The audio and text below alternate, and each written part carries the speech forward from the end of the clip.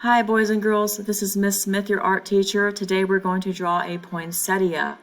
We are also going to learn about the American painter Georgia O'Keeffe. We're going to learn about radial balance. We're going to learn some new drawing tricks. Here are the Georgia Standards of Excellence in Visual Arts and the learning targets. To save time, I'm just going to read the learning targets. We're going to create a drawing of a poinsettia. We're going to create a drawing using pencil and crayon. We're going to learn about the American painter Georgia O'Keeffe, and we're going to learn about math, radial balance, and symmetry. The artist we are learning about today is Georgia O'Keeffe, an American painter who, in the early 1900s, helped women painters gain respect and recognition. She is famous for her paintings of close-up flowers. She painted hundreds of paintings of flowers very close up. She wasn't interested in painting flower gardens or bouquets, but just one flower and all the many, many colors that are just in one flower. We're also going to learn about balance. There's three types of balance. There's symmetrical, asymmetrical, and radial. We're only going to look at two types today. Symmetrical balance is when something is the same thing on both sides if you were to cut it in half. For example, there's a line of symmetry here. It's an imaginary line called the line of symmetry, and either side of the line, it has the exact same thing on both sides. Symmetrical balance is very comforting to the eye. Radial balance is when you have a central point and components radiate from that central point all the way around. Here's an example of the flower, of the poinsettia flower that we're going to draw today. And when you look at this flower, you're going to think to yourself, do you see radial balance? Do you see a close-up flower similar to an O'Keeffe painting? And do you see a drawing made with pencil and crayon?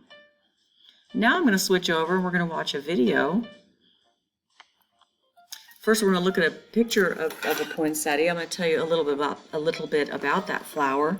No flower says the holidays like the poinsettia. The poinsettia is originally from Mexico and Central America. It thrives in warm climates and blooms in the winter, which is why you may see lots of poinsettias at this time of year. They are also known as the lobster flower or the flame flower because of this red color. The flower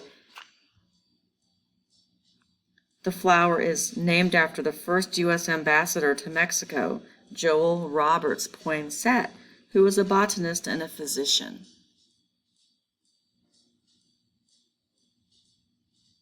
So what we're going to do today is you're going to start with a square sheet of paper. And if you don't have a square sheet of paper, you could just use a set of scissors and just cut your paper into a square.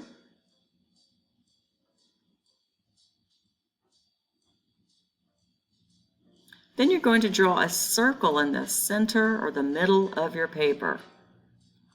And then you're going to draw a little dot on the edge of every side of your paper. Okay, so you have your circle in the middle that you've drawn. It should be bigger than a quarter, but not too big. And then you should draw a little dot in the middle of all four edges of your paper. Those will be your guidelines. You're going to draw a straight line from the circle to those dots. And it should look something like this. And remember, we don't do perfect. It may not look perfect, but just go with it, because perfection is too stressful and overrated. We don't do perfect in art. Then you're going to draw a curved line from, this is not showing the whole thing. So you're going to draw, I'm sorry I didn't show you, but you're going to draw a curved line from the center circle to that dot there, okay? From the dot here to the circle, from the dot to the circle, all the way around 8 times.